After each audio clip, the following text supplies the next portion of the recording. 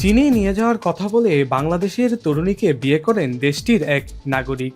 শ্বশুর বাড়িতে শেষ দেখা করে তরুণীকে নিয়ে নিজ দেশে পাড়ি জমানোর কথা ছিল ওই তরুণের। এর আগেই বেরিয়ে আসে আসল রূপ। বিয়ে নয়, মানব পাচারের উদ্দেশ্যে এই ফাঁদ চীনা নাগরিকের। এই প্রলোভনে পড়ে নেত্রকোনার এক তরুণী বিবাহ বন্ধনে আবদ্ধ হতে রাজি হয়।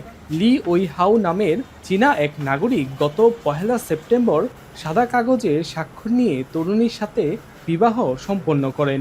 সেই সাথে তরুণীর এক খালাতো বোন সহ আরও এক তরুণীকে নিয়ে যাওয়ার জন্য মোট 3 জনের পাসপোর্ট তৈরি করে।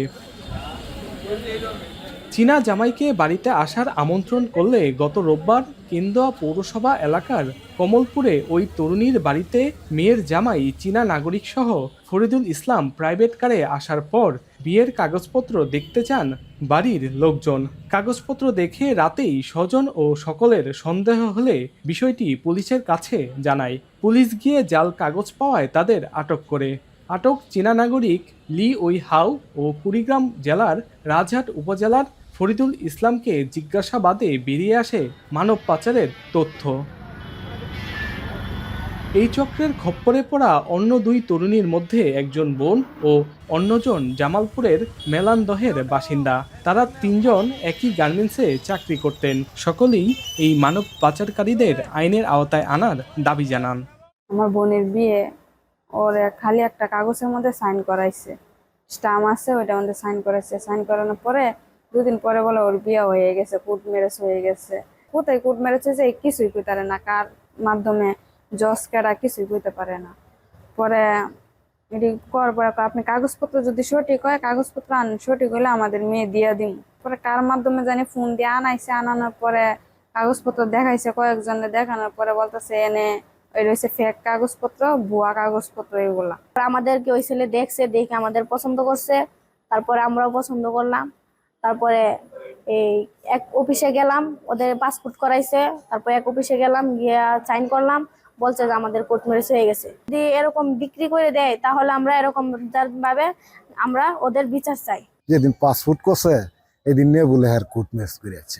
তখন তারে আনছি, তার বাসায় আনাইছি, যে ছেলে তোমার বিবাহ করাইছে এই ছেলের আমার দ্বারা। বিভিন্ন নকল কাগজপত্র তৈরি করে তারা চীন দেশে সহ বিভিন্ন দেশে নিয়ে তারা বিক্রি করছে। তো এটার এখনই সরকার যদি পদক্ষেপ না নেয় তাহলে কিন্তু বাংলাদেশের তরুণীরা অনেক বিপদের মুখে পড়বে। গার্মেন্টস তরুণীদের চীনে নিয়ে অনৈতিক ব্যবসার জন্যই একটি আন্তর্জাতিক চক্র কাজ করছে বলে ধারণা পুলিশের। তাদের আইনের আওতায় আনার আশ্বাস দিয়ে সকলকে সচেতন থাকার পরামর্শ পুলিশের। মানব পাচারকারী চক্রের সদস্য হিসেবে চীনা নাগরিক এখানে কাজ করছে। পাশাপাশি তার দোভাষী হিসেবে এবং এই আন্তর্জাতিক অপরাধ চক্রের একজন বাংলাদেশি কিছু এজেন্ট রয়েছে, তার মধ্যে একজন ফরিদুল, তাকে আমরা গ্রেফতার করেছি চায়না নাগরিকের সাথে।